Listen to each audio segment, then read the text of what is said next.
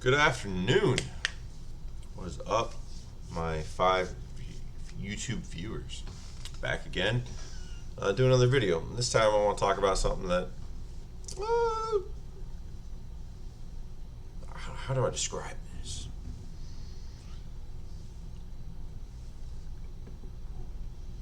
I'm just going to talk about some dumb idiot saying something stupid, and that idiot happens to be Chuck Schumer, basically. Well, no, don't know who he is. He is a Democrat senator from New York. But if you watch any news at all, you know he is, because it's always Chuck Schumer and Nancy Pelosi, right? They're like the leaders of the Democratic Party under Trump. Now, obviously, Joe Biden is not a leader; he holds higher office. But is he really though? Probably not. Dude ain't even there. Dementia and all, you know what I mean? But anyway, so fuck it, let's get into it. Schumer blasts GOP-led voting restrictions, says legislatures are making it easier to own a gun than to vote. Yeah, that's kind of what we're gonna get at. This whole easier to vote or easier to own a gun than to vote. That's fucking stupid, and I'm gonna tell you why. So stick around.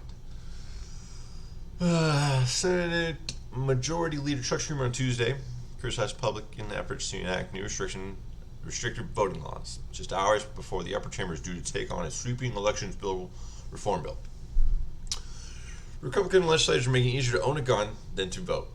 The New York Democrat said on the Senate floor, Republican legislatures are making it harder to vote early, harder to vote by mail, and harder to vote after work. They're making it a crime to give food and water to voters waiting in long lines. So this is in reference to the Georgia bill that passed recently.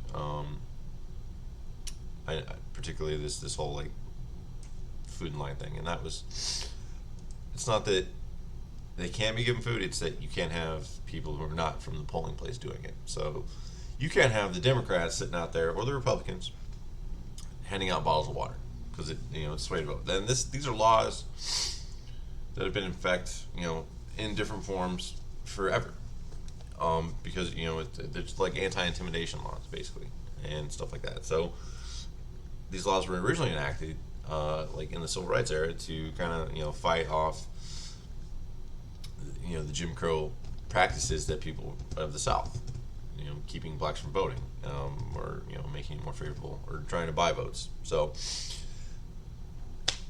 yes, they can still be given food and water, but it has to be given by someone from the polling place, I believe.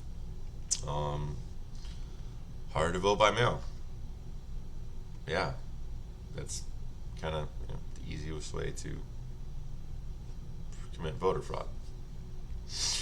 Schumer called former President Donald Trump debunked claims about the 2020 election the match that lit the wildfire of GOP-led proposals aimed at restricting voting access. After the 2020 presidential election, Republican states introduced passed legislation to limit voting access. In March, for example, Georgia enacted a controversial voting reform bill that included a provision to expand early voting, but also requires IDs for absentee ballots and bars volunteers from distributing water, food, and folding chairs to voters waiting in lines. Right? So, in this own article that's supposed to be about how bad the GOP is on this issue, they said that it expanded early voting. Right? But, where is it? Yeah, right here. Right here. Chuck Schumer himself said the GOP is making it harder to vote early. So, congratulations to Business Insider, for reporting on how it is. But this is just bullshit. And we haven't even got to the whole gun part. So, and you can already tell this guy's a fucking ass. Doesn't know what he's talking about. Anyways, so there's a rot. There's a lot of rot. But there's a rot at the center of the modern Republican Party. I would love to see this full quote. Schumer said, Donald Trump's big lie has spread like cancer and threatens to envelop one of America's major political parties. because the one man's lie Republicans are not doing the dastardly act of taking away voting for millions of Americans. Blah, blah, blah. Trump is bad. Now, this, keep in mind, this is the bill that already passed the House, right? That kind of federalizes elections, which is unconstitutional. I know. It's so terrible. But why is this claim that making it easier to own a gun than to vote is stupid? That's what we'll talk about that a little bit, and then I'm going to go to a few other things. So, owning a gun is easier to do than to vote. Well, I would say that the act of actually owning a gun, yes, because I've already gone through the process of the background check. I've already paid all the fees, and I have to keep it locked up, right? Depending on where you're at. For most places, versus voting, I have to drive down, cast my ballot. I'm sorry, drive down, park, show my ID, cast my ballot, leave. Both seem like simple processes, right? But you would think that the simple fact that you cannot own a gun everywhere in the United States would instantly throw this argument out the window. Now, and I'm using his own words. I'm not even going into the whole buying process, because the process of buying a gun versus registering to vote, there's not even close. So, but this guy's a New York senator, right? New York senator, New York City. It is illegal to own a firearm. The capital, I think, I'm going to look this up before I make this dumb accusation. Capital of New York. I want to say it's New York, but I could be completely wrong. It's Albany. Okay, so see, I'm glad I didn't say something really stupid. Well, America's largest city, New York City, right, is gun-free zone. The largest city in America, which this resides in this man's state, who is the senator for, has gun restrictions, right? But you can vote there, right? So instantly this argument goes out the window in his own fucking state. But there's other places, like Chicago. It's illegal to own a gun there. D.C., illegal to own a gun there.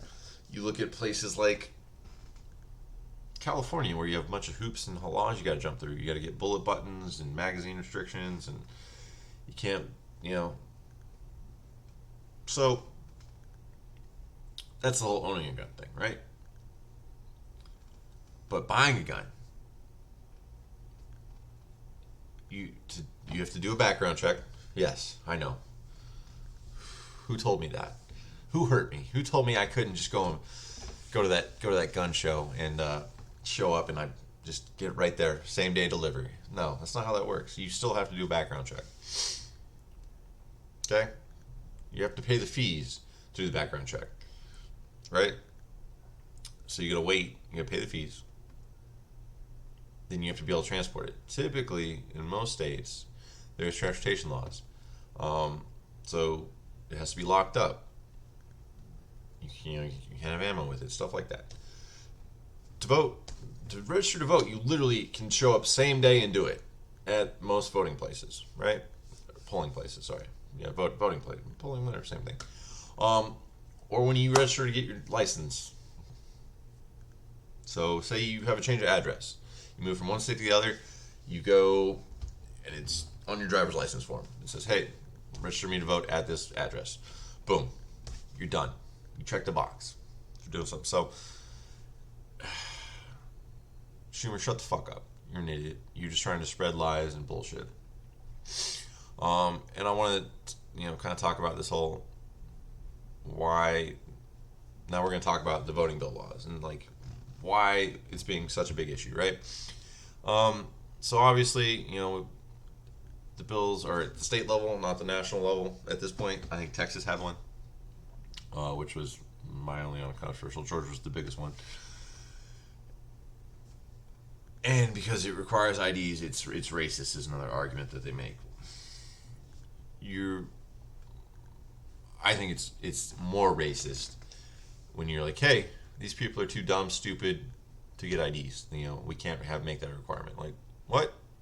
You're telling me that black people don't know how to go to the DMV, or they can't pass the test to get a driver's license, in which case they just get a state ID. Well, they're too poor, so they can't ride the bus. You tell me that they can't afford, the bus ticket, and then depending on the state, I think it's probably $30 for voter ID. The ones that require it, I believe, is actually entirely free. Well, they don't know how to get there. You tell me that they can't use the internet? Like, what? It's fucking racist. You telling me that these people are this incompetent that they can't get ID? And like, no, that's not how that works. Like, I don't think anyone actually believes that. And if you do, you're kind of racist. Just saying it. So, this whole thing about requiring voter ID, like, what's the big deal? You have to have an ID to vote. You have to have an ID to check out a fucking library book. You have to have an ID to enter certain establishments. Buy certain products. And there's several other things on the list of what is required for you to have an ID, right? And I would argue that most of those are not nearly as important as voting, right? So, but all this comes on the back of the Fulton County audit. Now, I'm not going to bother reading this entire article because it's from the Christian Daily, and it has a bunch of allegations about things that happened. There were ballots that were filled out by a computer, blah blah blah. But what I want to get to is the unequivocal proof that there were mistakes made in the 2020 election. Okay? And this has not been reported. I couldn't find any articles on this on a left-leaning website. So you're like, well, that means you're biased. No, I'm going to read you a quote, and that's it. Okay? So this new expose on a string of irregularities come after Georgia official Marquise Bodson from Fulton County Restoration Elections Office admitted that there were 385 absentee ballot transfer forms missing. Boston's administration is said to cut to the very core of public confidence in the outcome of 2020 presidential elections. New revelations that Fulton County is unable to produce all ballot drop box transfer documents will be investigated thoroughly, as we have with other counties that failed to follow Georgia rules and regulations regarding drop boxes. This cannot continue, he said. Right?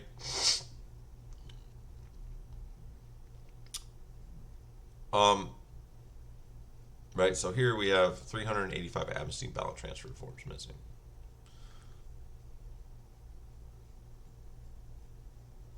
That's a lot. I think this affects something like 18,000 ballots. This is a big deal. Now, am I saying that this proves, the election was rigged? No. I'm saying that this is an issue. And this is why I support, voter reform. I want, because this is something that's important to us as a country. As an American, I feel it is my duty, as is yours, if you're an American, to vote. It's the only thing that is really required to be a citizen, or is required of you as a citizen. Everything else is free will. Everything else is, hey, you want to go, blow a turkey in the middle of the forest, that's fine. That's on you. If you want to,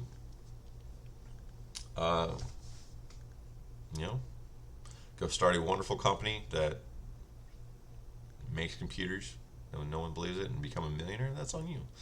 If you want to be a homeless dude in the middle of California, you know what? That's on you. But if you're a citizen, you should vote. Now, is it mandatory? No, but I think that, you know, if you're truly American and you understand that, you know, the importance of voting, that you would vote regardless. So that's why I support these ID laws. Like, you know, you register to vote at a certain place, you show up with an ID, and you're like, hey, here's me. It's not racist to say that, hey, you should have ID. ID is equally available to everyone. I would also argue that it almost would probably affect white people more, because you think about the, you know, what you say, the poor inner city black man or woman, their DMV, or their, you know, place that issues their ID, is probably within a bus ride. But if you look at poor rural white Americans, men, women, you know, they live hours from their nearest place where they can get an ID. So, you know, they're probably not the ones voting anyway. They're too stupid. They're all fucking their own cousins out in the middle of West Virginia or some shit.